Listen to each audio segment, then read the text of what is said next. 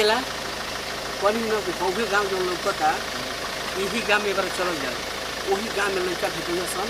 आ कहीं न किडनी ज़्यादा से ज़्यादा काटल जाए बहुत प्रॉफिट होता है एकरा में बहुत बिजनेस में प्रॉफिट होता ना हो करोड़ लाख रुपये मिलता है। लेकिन हम कहम कि किडनी काढ़े के बाद तो जब तहार विचार बात तो चलो चलबे करेगा। अरे महात्मा लोग तो सब विश्वास करता ना कि महात्मा जी गाँव में ढुकल बन के शक ना करी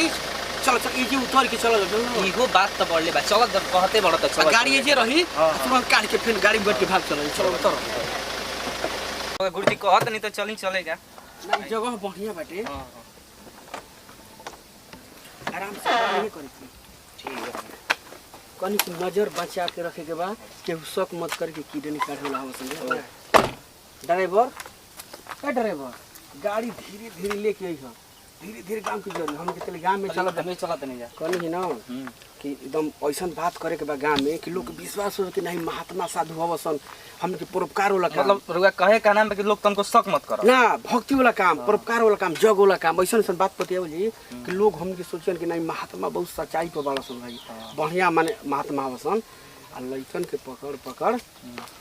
न पता कर एक बार रुआ पकड़ा में हमारा कर गला के दे पहले कनी कहू गांव लौकता ना वही में चलना अच्छा हाउ जोन लौका तोन का हां वही गांव में